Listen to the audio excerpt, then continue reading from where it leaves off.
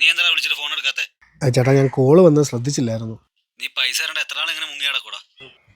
ചേട്ടാ അത് എനിക്കൊരു ഒരാഴ്ചയും കൂടി സമയം തരാമോ? എനിക്കിപ്പോൾ പണിയില്ലാതിരിക്കുന്നതുകൊണ്ടാണ്.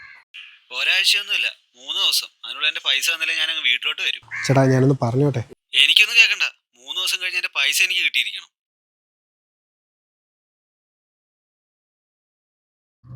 ഡാ, നീ അവൾക്ക് കൊടുക്കാന്ന് പറഞ്ഞ പൈസയുടെ കാര്യം എന്തായി? 2 ദിവസം കഴിയട്ടെ. എടാ നീ എന്താടാ ഇങ്ങനെ തണുത്ത മട്ടി പറയുന്നേ? എടാ നിന്റെ കൂടപ്പുറപ്പിന് വേണ്ടിയല്ലേ, നീ അല്ലേ അവിടെ എല്ലാ കാര്യവും ചെയ്തു കൊടുക്കുന്നേ? നിങ്ങളുടെയൊക്കെ വിചാരം എന്തോ ഞാൻ എന്താ പൈസ ഉണ്ടാക്കുന്ന വല്ല മെഷീനും വല്ലതും ആണോ? എന്നേലും വേണമെന്ന് പറയുന്നതല്ലാണ്ട് നിന്റെ ഉണ്ടോ എന്നൊരു ചോദ്യം ചോദിച്ചിട്ടുണ്ടോ? അതെങ്ങനെ? കൊടുക്കുന്നവൻ എന്നും കൊടുത്തോണ്ടിരിക്കും, മേടിക്കുന്നവൻ എന്നും മേടിച്ചോണ്ടിരിക്കും. ഇതല്ലാണ്ട് നിങ്ങളൊക്കെ എന്തെങ്കിലും ഒരു കാര്യം എനിക്ക് വേണ്ടി ചെയ്തിട്ടുണ്ടോ? എനിക്കൊരു അച്ഛനുണ്ടായിരുന്നല്ലോ, നാട് മൊത്തം കടവും മേടിച്ച് അയാൾ കയറി അങ്ങ് തൂങ്ങി. അന്ന് തുടങ്ങി ഈ കുടുംബത്തിൻ്റെ ഭാരം എൻ്റെ തലയിൽ വന്ന് വീണതാണ്. എൻ്റെ 15ാമത്തെ വയസ്സോട്ടാണ് ഞാൻ പണിക്ക് പോകാൻ തുടങ്ങിയത്, അച്ഛനുണ്ടാക്കി വെച്ച കടങ്ങൾ തീർക്കാനായിട്ട്. എങ്ങനെങ്കിലും അതൊന്ന് തീർന്നു വന്നപ്പോൾ അമ്മയ്ക്ക് അടുത്ത ടെൻഷൻ, പെങ്ങളെ കെട്ടിച്ചു വിടണം.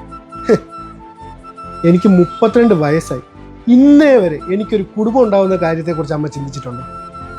എനിക്ക് കല്യാണം കഴിക്കാനുള്ള മോഹം കൊണ്ടൊന്നുമല്ല, കൂടെ ഉള്ളവന്മാരൊക്കെ കെട്ടി കുടുംബമായിട്ട് സന്തോഷമായിട്ട് ജീവിക്കുന്നുണ്ടോന്ന് കൊതി തോന്നിയിട്ട്. അല്ലല്ലോ എന്തിനാ കല്യാണം കഴിക്കുന്നത്? കെട്ടിക്കൊണ്ടുവരുന്ന പെണ്ണിൻ്റെയും കൂടി ജീവിതം തകർക്കാനായിട്ടോ? അല്ലെങ്കിലും എല്ലാ കുടുംബത്തും കാണുമെന്ന് ഇതുപോലെ കുടുംബഭാരം മൊത്തം ഒറ്റയ്ക്ക് വലിക്കാനായിട്ട് ഉണ്ടായ ഒരു കഴുത.